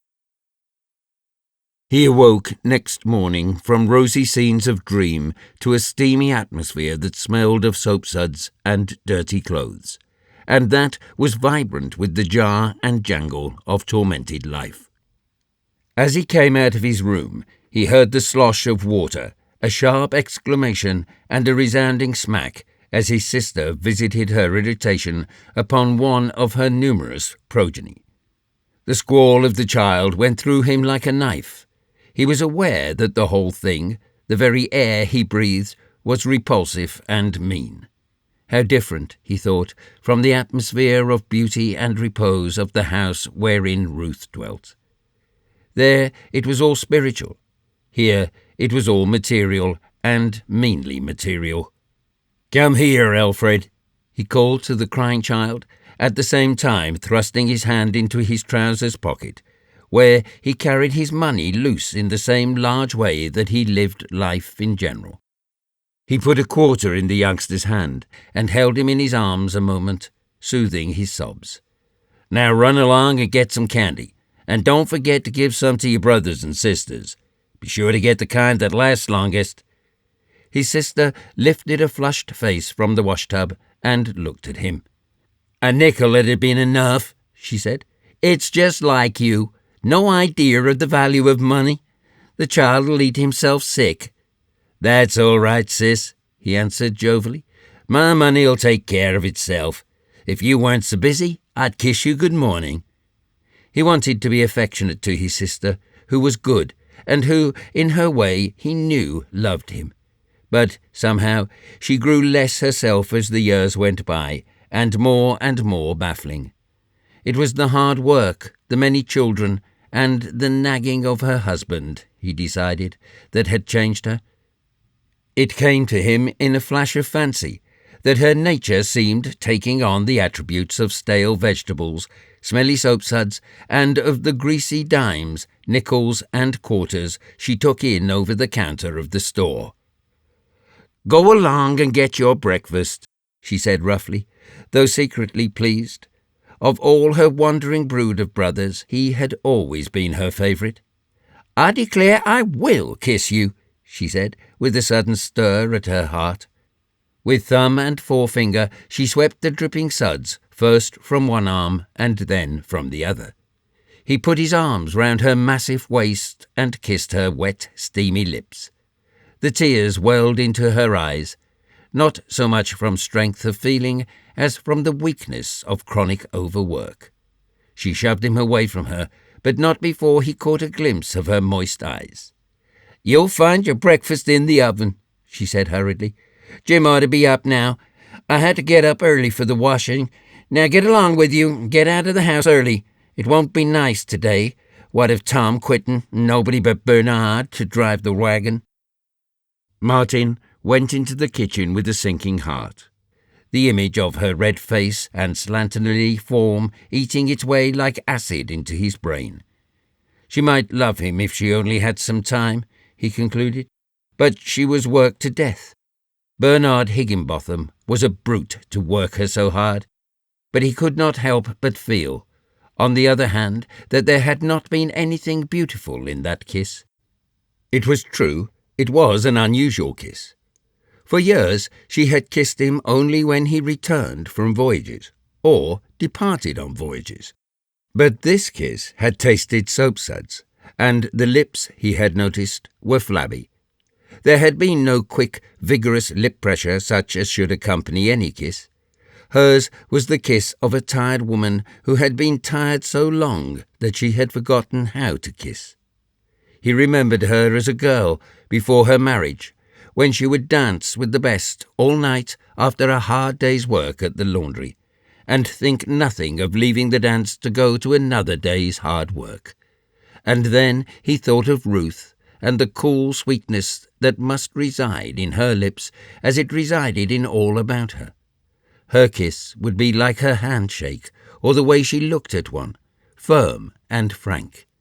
In imagination he dared to think of her lips on his, and so vividly did he imagine that he went dizzy at the thought and seemed to rift through clouds of rose petals, filling his brain with their perfume.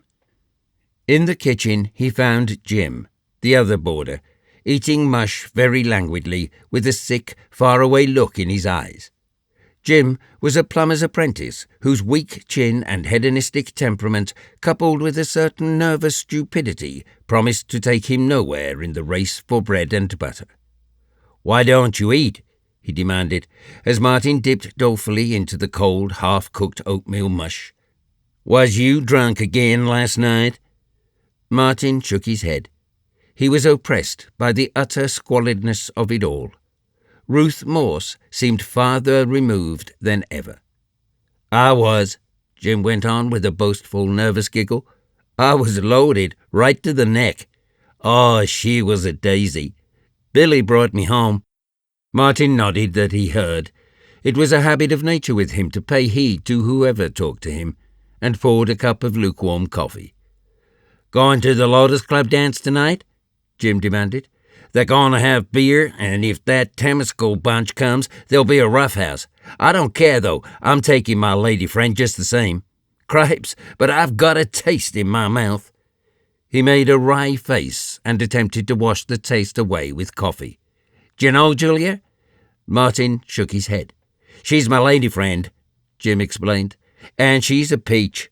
I'd introduce you to her, only you'd win her. I don't see what the girls see in you, honest I don't, but the way you win 'em away from the fellas is sickening." "I never got any away from you," Martin answered, uninterestingly. The breakfast had to be got through somehow. "Yes, you did too," the other asserted warmly. "There was Maggie." "Never had anything to do with her. Never danced with her except that one night." "Yes, and that's just what did it," Jim cried out. "You just danced with her and looked at her, and it was all off. Of course, she didn't mean nothing by it, but it settled me for keeps. Wouldn't look at me again, always asking about you. She'd have made fast dates enough with you if you'd wanted to. But I didn't want to. Wasn't necessary. I was left at the pole." Jim looked at him admiringly. "How do you do it anyway, Mart?" "By not caring about him," was the answer. "You mean making believe you don't care about them?" Jim queried eagerly. Martin considered for a moment, then answered, "Perhaps that'll do. But with me, I guess it's different. I never have cared much. If you can put it on, it's all right, most likely." "You should have been up at Riley's barn last night," Jim announced inconsequently. "A lot of the fellas put on the gloves. There was a peach from West Oakland. They called him the Rat. Slick as silk. No one could touch him. We was all wishing you was there. Where was you anyway?" "Down in Oakland," Martin replied. "To the show?" Martin shoved his plate away and got up. "Coming to the dance tonight?" The other called after him. "No, I think not," he answered. He went downstairs and out into the street, breathing great breaths of air. He had been suffocating in that atmosphere, while the apprentice's chatter had driven him frantic. There had been times when it was all he could do to refrain from reaching over and mopping Jim's face in the mush plate. The more he had chattered, the more remote had Ruth seemed to him. How could he, herding with such cattle, ever become worthy of her? He was appalled at the problem confronting him, weighted down by the incubus of his working-class station. Everything reached out to hold him down: his sister's house and family. Jim, the apprentice, everybody he knew, every tie of life. Existence did not taste good in his mouth. Up to then, he had accepted existence, as he had lived with it all about him, as a good thing. He had never questioned it, except when he read books, but then they were only books, fairy stories of a fairer and impossible world. But now he had seen that world, possible and real, with a flower of a woman called Ruth in the midmost centre of it. And thenceforth he must now bitter tastes, and longing sharp as pain, and hopelessness that tantalized because it fed on hope. He had debated between the Berkeley Free Library and the Oakland Free Library, and decided upon the latter because Ruth lived in Oakland. Who could tell? A library was a most likely place for her, and he might see her there. He did not know the way of libraries, and he wandered through endless rows of fiction, till the delicate-featured French-looking girl who seemed in charge told him that the reference department was upstairs. He did not know enough to ask the man at the desk, and began his adventures in the philosophy alcove. He had heard of book philosophy, but had not imagined there had been so much written about it. The high, bulging shelves of heavy tomes humbled him and at the same time stimulated him. Here was work for the vigour of his brain. He found books on trigonometry in the mathematics section, and ran the pages and stared at the meaningless formulas and figures. He could read English, but he saw there an alien speech. Norman and Arthur knew that speech. He had heard them talking it, and they were her brothers. He left the alcove in despair. From every side the books seemed to press upon him and crush him. He had never dreamed that the fund of human knowledge bulked so big. He was frightened. How could his brain ever master it all? Later he remembered that there were other men, many men, who had mastered it, and he breathed a great oath, passionately under his breath, swearing that his brain could do what theirs had done. And so he wandered on, alternating between depression and elation as he stared at the shelves packed with wisdom. In one miscellaneous section he came upon a Norie's Epitome. He turned the pages reverently. In a way, it spoke a kindred speech. Both he and it were of the sea. Then he found a Bowditch and books by Lecky and Marshall. There it was. He would teach himself navigation. He would quit drinking, work up, and become a captain. Ruth seemed very near to him in that moment. As a captain, he could marry her, if she would have him. And if she wouldn't, well, he would live a good life among men because of her, and he would quit drinking anyway.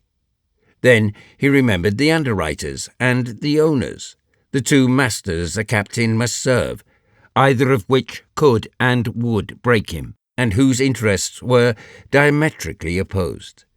He cast his eyes about the room and closed the lids down on a vision of 10,000 books. No more of the sea for him. There was a power in all that wealth of books, and if he would do great things, he must do them on the land.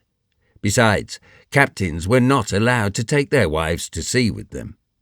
Noon came, and afternoon. He forgot to eat, and sought on for the books on etiquette, for, in addition to career, his mind was vexed by a simple and very concrete problem. When you meet a young lady and she asks you to call, how soon can you call? Was the way he worded it to himself. But when he found the right shelf, he sought vainly for the answer. He was appalled at the vast edifice of etiquette, and lost himself in the mazes of visiting card conduct between persons in polite society. He abandoned his search. He had not found what he wanted, though he had found that it would take all of a man's time to be polite, and that he would have to live a preliminary life in which to learn how to be polite. "Did you find what you wanted?" the man at the desk asked him as he was leaving. "Yes, sir," he answered. "You have a fine library here."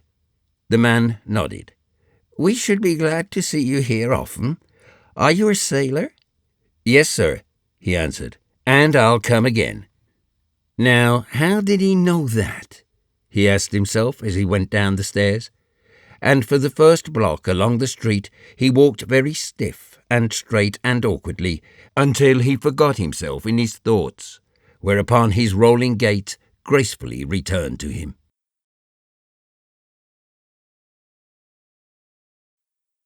Chapter 6. A terrible restlessness that was akin to hunger afflicted Martin Eden.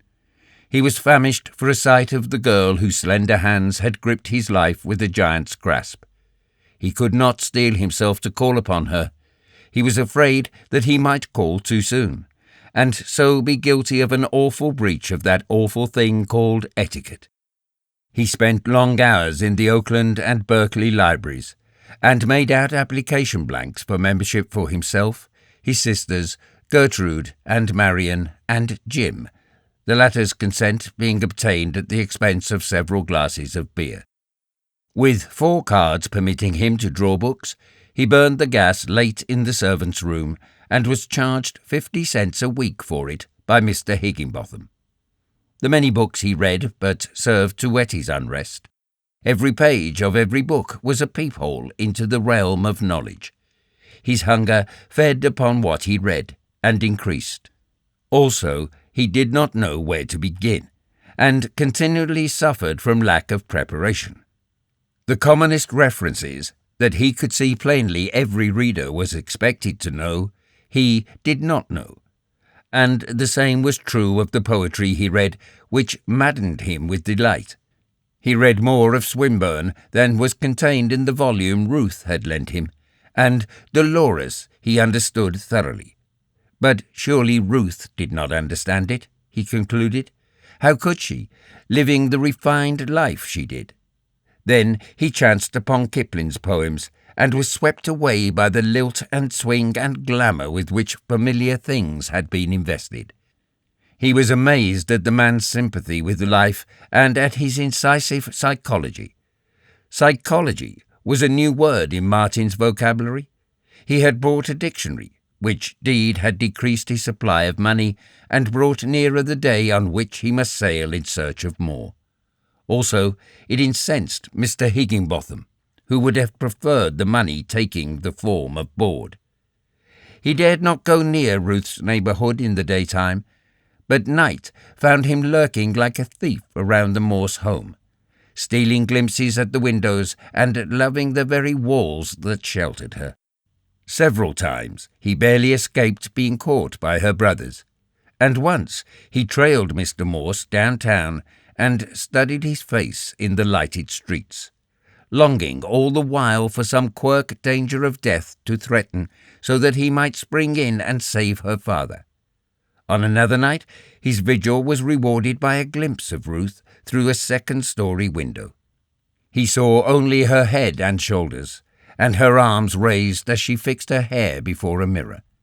It was only for a moment, but it was a long moment to him, during which his blood turned to wine and sang through his veins. Then she pulled down the shade. But it was her room. He had learned that, and thereafter he strayed there often, hiding under a dark tree on the opposite side of the street and smoking countless cigarettes. One afternoon he saw her mother coming out of a bank, and received another proof of the enormous distance that separated Ruth from him. She was of the class that dealt with banks. He had never been inside a bank in his life, and he had an idea that such institutions were frequented only by the very rich and the very powerful. In one way, he had undergone a moral revolution. Her cleanness and purity had reacted upon him, and he felt in his being a crying need to be clean. He must be that if he were ever to be worthy of breathing the same air with her. He washed his teeth and scrubbed his hands with a kitchen scrub brush till he saw a nail brush in a drugstore window and divined its use. While purchasing it, the clerk glanced at his nails, suggested a nail file, and so he became possessed of an additional toilet tool. He ran across a book in the library on the care of the body, and promptly developed a penchant for a cold water bath every morning, much to the amazement of Jim, and to the bewilderment of Mr. Higginbotham, who was not in sympathy with such high-fangled notions, and who seriously debated whether or not he should charge Martin extra for the water. Another stride was in the direction of creased trousers. Now that Martin was aroused in such matters, he swiftly noted the difference between the baggy knees of the trousers worn by the working class and the straight line from knee to foot of those worn by the men above the working class. Also, he learned the reason why and invaded his sister's kitchen in search of irons and ironing board. He had misadventures at first, hopelessly burning one pair and buying another, which expenditure again brought nearer the day on which he must put to sea. But the reform went deeper than mere outward appearance. He still smoked, but he drank no more. Up to that time, drinking had seemed to him the proper thing for men to do, and he had prided himself on his strong head, which enabled him to drink most men under the table. Whenever he encountered a chance shipmate, and there were many in San Francisco, he treated them and was treated in turn, as of old, but he ordered for himself root beer or ginger ale, and good-naturedly endured their chaffing. And as they waxed maudling, he studied them, watching the beast rise and master them, and thanking God that he was no longer as they. They had their limitations to forget, and when they were drunk, their dim, stupid spirits were even as gods, and each ruled in his heaven of intoxicated desire. With Martin, the need for strong drink had vanished. He was drunken in new and more profound ways with Ruth, who had fired him with love and with a glimpse of higher and eternal life, with books that had set a myriad maggots of desire gnawing in his brain, and with the sense of personal cleanliness he was achieving, that gave him even more superb health than what he had enjoyed, and that made his whole body sing with physical well-being. One night he went to the theatre, on the blind chance that he might see her there, and from the second balcony he did see her. He saw her come down the aisle with Arthur and a strange young man with a football mop of hair and eyeglasses, the sight of whom spurred him to instant apprehension and jealousy. He saw her take her seat in the orchestra circle, and little else than her did he see that night. A pair of slender white shoulders and a mass of pale gold hair, dim with distance. But there were others who saw, and now and again, glancing at those about him, he noted two young girls who looked back from the row in front, a dozen seats along, and who smiled at him with bold eyes. He had always been easy-going. It was not in his nature to give rebuff. In the old days he would have smiled back, and gone further and encouraged smiling. But now it was different. He did smile back, then looked away, and looked no more deliberately. But several times, forgetting the existence of the two girls, his eyes caught their smiles. He could not rethumb himself in a day, nor could he violate the intrinsic kindliness of his nature. So, at such moments, he smiled at the girls in warm human friendliness. It was nothing new to him. He knew they were reaching out their women's hands to him. But it was different now. Far down there in the orchestra circle was the one woman in all the world, so different, so terrifically different from these two girls of his class, that he could feel for them only pity and sorrow. He had it in his heart to wish that they could possess, in some small measure, her goodness and glory. And not for the world could he hurt them because of their outreaching. He was not flattered by it. He even felt a slight shame at his lowliness that permitted it. He knew, did he belong in Ruth's class, that there would be no overtures from these girls, and with each glance of theirs he felt the fingers of his own class clutching at him to hold him down. He left his seat before the curtain went down on the last act, intent on seeing her as she passed out. There were always numbers of men who stood on the sidewalk outside, and he could pull his cap down over his eyes and screen himself behind someone's shoulder so that she should not see him. He emerged from the theatre with the first of the crowd, but scarcely had he taken his position on the edge of the sidewalk when the two girls appeared.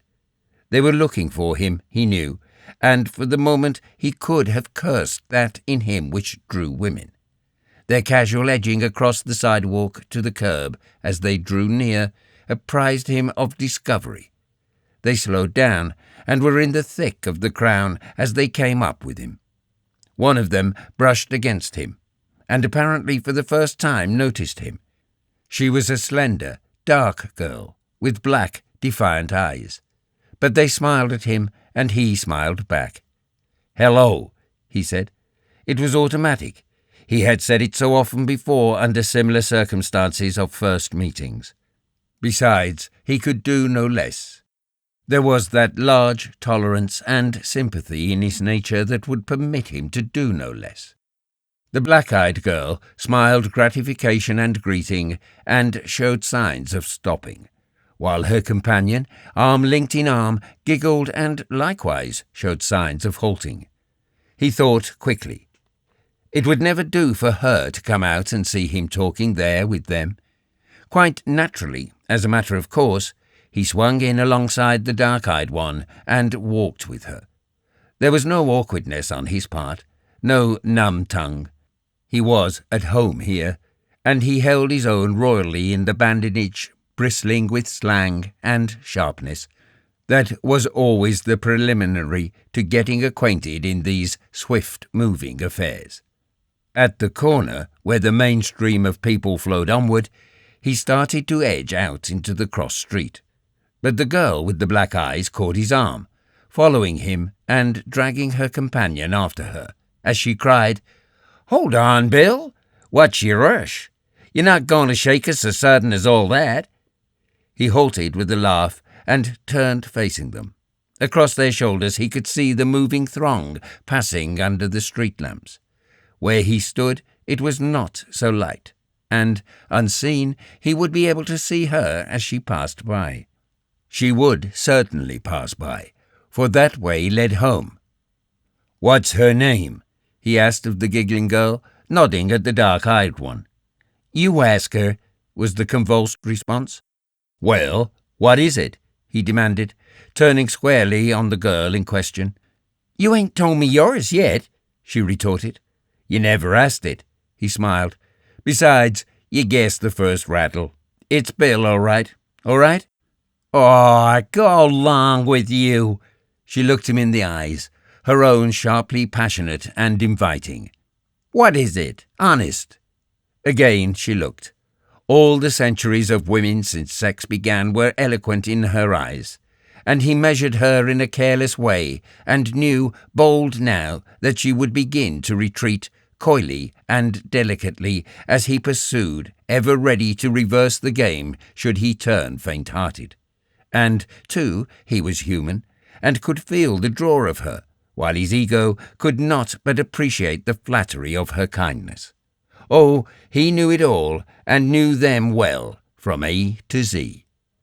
Good, as goodness might be measured in their particular class, hard-working for meagre wages and scorning the sale of self for easier ways, nervously desirous for some small pinch of happiness in the desert of existence, and facing a future that was a gamble between the ugliness of unending toil and the black pit of more terrible wretchedness, the way whereto being briefer though better paid. "Bill," he answered, nodding his head. "Sure, Pete, Bill, and no other." "No joshin'?" she queried. "It ain't Bill at all," the other broke in. "How do you know?" he demanded. "You never laid eyes on me before." "No need to know you're lying," was the retort. "Straight, Bill, was it?" the first girl asked. "Bill'll do," he confessed. She reached out to his arm and shook him playfully. "I knew you was lying, but you look good to me just the same." He captured the hand that invited and felt on the palm familiar markings and distortions. "When'd you chuck the cannery?" he asked. "How'd you know?" and "My, ain't you a mind reader?" the girls chorused. And while he exchanged the stupidities of stupid minds with them, before his inner sight towered the bookshelves of the library, filled with the wisdom of the ages. He smiled bitterly at the incongruity of it, and was assailed by doubts. But between inner vision and outward pleasantry, he found time to watch the theatre crowd streaming by. And then he saw her, under the lights, between her brother and the strange young man with glasses, and his heart seemed to stand still. He had waited long for this moment. He had time to note the light, fluffy something that hid her queenly head, the tasteful lines of her rapt figure, the gracefulness of her carriage and of the hand that caught up her skirts, and then she was gone, and he was left staring at the two girls of the cannery, at their tawdry attempts at prettiness of dress, their tragic efforts to be clean and trim, the cheap cloth, the cheap ribbons, and the cheap rings on the fingers. He felt a tug at his arm and heard a voice saying, "Wake up, Bill! What's the matter with you?" "What was you saying?" he asked. "Oh, nothing," the dark girl answered, with a toss of her head. "I was only remarking." "What?" "Well, I was whispering it'd be a good idea if you could dig up a gentleman friend for her," indicating her companion. "And then we could go off and have an ice cream soda somewhere, or coffee, or anything." He was afflicted by a sudden spiritual nausea. The transition from Ruth to this had been too abrupt. Ranged side by side with the bold, defiant eyes of the girl before him, he saw Ruth's clear, luminous eyes, like a saint's gazing at him out of unplumbed depths of purity. And, somehow, he felt within him a stir of power. He was better than this. Life meant more to him than it meant to these two girls, whose thoughts did not go beyond ice cream and a gentleman friend. He remembered that he had led always a secret life in his thoughts. These thoughts he had tried to share, but never had he found a woman capable of understanding, nor a man. He had tried at times, but had only puzzled his listeners. And as his thoughts had been beyond them, so he argued now he must be beyond them. He felt power move in him, and clenched his fists. If life meant more to him, then it was for him to demand more from life. But he could not demand it from such companionship as this. Those bold black eyes had nothing to offer. He knew the thoughts behind them, of ice cream and of something else. But those saints' eyes alongside, they offered all he knew and more than he could guess. They offered books and painting, beauty and response, and all the fine elegance of higher existence. Behind those black eyes he knew every thought process. It was like clockwork. He could watch every wheel go around. Their bid was low pleasure, narrow as the grave that pallid, and the grave was at the end of it. But the bid of the saint's eyes was mystery, and wonder unthinkable, and eternal life. He had caught glimpses of the soul in them, and glimpses of his own soul too. "There's only one thing wrong with the program," he said aloud. "I've got a date already." The girl's eyes blazed her disappointment. "To sit up with a sick friend, I suppose," she sneered. "No, a real, honest date with—" he faltered. "With a girl." "You're not stringing me?" she asked earnestly. He looked her in the eyes and answered, "It's straight, all right. But why can't we meet some other time? You ain't told me your name yet. And where'd you live?" "Lizzie," she replied, softening toward him, her hand pressing his arm while her body leaned against his. "Lizzie Connolly, and I live at 5th and Market." He talked on a few minutes before saying good night.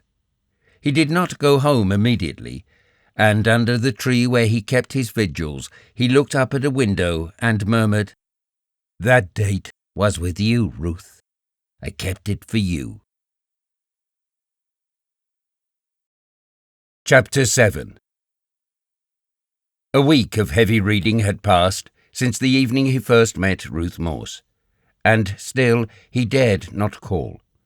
Time and again he nerved himself up to call, but under the doubts that assailed him, his determination died away. He did not know the proper time to call, nor was there anyone to tell him, and he was afraid of committing himself to an irrevocable blunder. Having shaken himself free from his old companions and old ways of life, and having no new companions, nothing remained for him but to read, and the long hours he devoted to it would have ruined a dozen pairs of ordinary eyes. But his eyes were strong, and they were backed by a body superbly strong. Furthermore, his mind was fallow. It had lain fallow all his life, so far as the abstract thought of the books was concerned, and it was ripe for the sowing.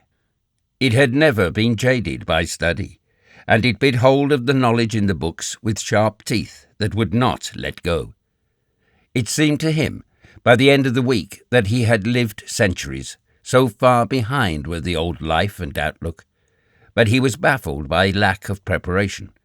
He attempted to read books that required years of preliminary specialization.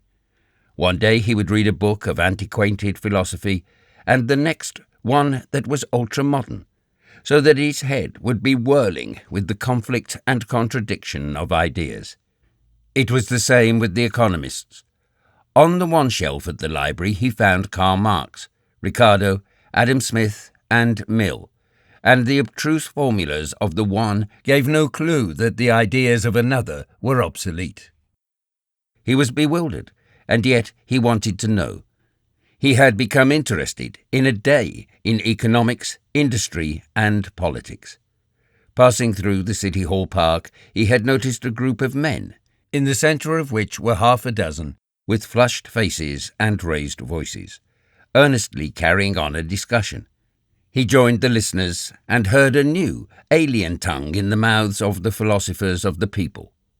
One was a tramp, another was a labour agitator, a third was a law school student, and the remainder was composed of wordy working men. For the first time he heard of socialism, anarchism, and single tax, and learned that there were warring social philosophies. He heard hundreds of technical words that were new to him, belonging to fields of thought that his meagre reading had never touched upon. Because of this, he could not follow the arguments closely, and he could only guess at and surmise the ideas wrapped up in such strange expressions. Then there was a black-eyed restaurant waiter who was a theosophist, a union baker who was an agnostic, an old man who baffled all of them with the strange philosophy that what is right, and another old man who discoursed interminably about the cosmos and the father atom and the mother atom. Martin Eden's head was in a state of addlement when he went away after several hours, and he hurried to the library to look up the definitions of a dozen unusual words. And when he left the library, he carried under his arm 4 volumes: Madame Blavatsky's Secret Doctrine, Progress and Poverty, The Quintessence of Socialism, and warfare of religion and science. Unfortunately, he began on the secret doctrine. Every line bristled with many-syllabled words he did not understand. He sat up in bed, and the dictionary was in front of him more often than the book. He looked up so many new words that when they reoccurred, he had forgotten their meaning and had to look them up again. He devised the plan of writing the definitions in a notebook and filled page after page with them, and still he could not understand. He read until 3 a.m, and his brain was in a turmoil, but not one essential thought in the text had he grasped. He looked up, and it seemed that the room was lifting, heeling, and plunging like a ship upon the sea. Then he hurled the secret doctrine and many curses across the room, turned off the gas, and composed himself to sleep. Nor did he have much better luck with the other 3 books. It was not that his brain was weak or incapable. It could think these thoughts were it not for lack of training in thinking and lack of the thought tools with which to think. He guessed this, and for a while entertained the idea of reading nothing but the dictionary until he had mastered every word in it. Poetry, however, was his solace, and he read much of it, finding his greatest joy in the simpler poets who were more understandable. He loved beauty, and there he found beauty. Poetry, like music, stirred him profoundly, and though he did not know it, he was preparing his mind for the heavier work that was to come. The pages of his mind were blank, and, without effort, much he read and liked, stanza by stanza, was impressed upon those pages, so that he was soon able to extract great joy from chanting aloud or under his breath the music and the beauty of the printed words he had read. Then he stumbled upon Gailey's Classic Myths and Bullfinch's Age of Fable, side by side on a library shelf. It was illumination, a great light in the darkness of his ignorance, and he read poetry more avidly than ever. The man at the desk in the library had seen Martin there so often that he had become quite cordial, always greeting him with a smile and a nod when he entered. It was because of this that Martin did a daring thing. Drawing out some books at the desk, and while the man was stamping the cards, Martin blurted out, "Say, there's something I'd like to ask you." The man smiled and paid attention. "When you meet a young lady and she asks you to call, how soon can you call?" Martin felt his shirt press and cling to his shoulders, what of the sweat of the effort. "Why, I'd say any time," the man answered. "Yes, but this is different," Martin objected. Well, you see, it's this way. Maybe she won't be there. She goes to the university." "Then call again." "What I said ain't what I meant," Martin confessed, falteringly, while he made up his mind to throw himself wholly upon the other's mercy. "I'm just a rough sort of a fellow, and I ain't never seen anything of society. This girl is all that I ain't, and I ain't anything that she is. You don't think I'm playing the fool, do you?" he demanded abruptly. No, not at all, I assure you," the other protested. "Your request is not exactly in the scope of the reference department, but I shall be only too pleased to assist you." Martin looked at him admiringly. "If I could tear it off that way, I'd be all right," he said. "I beg your pardon?" "I mean, if I could talk easy that way, and polite and all the rest." "Oh," said the other, with comprehension. "What is the best time to call? The afternoon, not too close to mealtime, or the evening, or Sunday?" "I'll tell you," the librarian said, with a brightening face. "You call her up on the telephone and find out." "I'll do it," he said, picking up his books and starting away. He turned back and asked, "When you're speaking to a young lady, say, for instance, Miss Lizzie Smith, do you say Miss Lizzie or Miss Smith?" "Say Miss Smith," the librarian stated authoritatively. "Say Miss Smith always, until you come to know her better." So it was that Martin Eden solved the problem.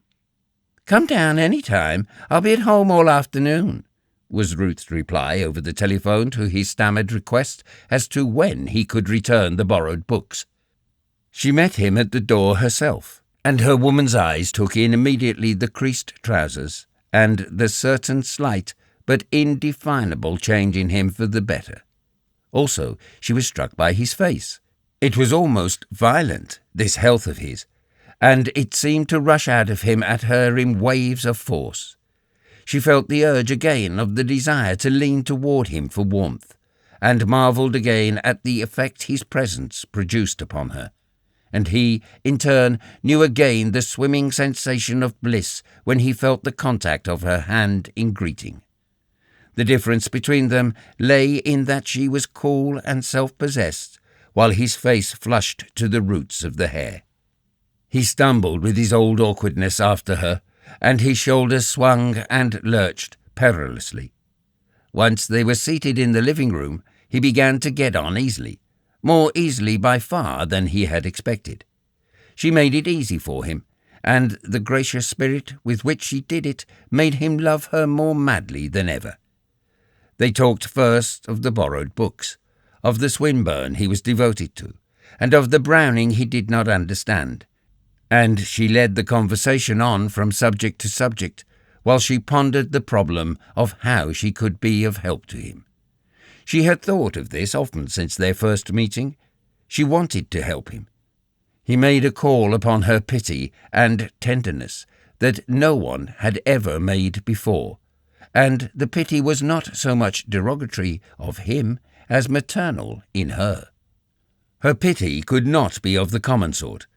When the man who drew it was so much man as to shock her with maidenly fears and set her mind and pulse thrilling with strange thoughts and feelings.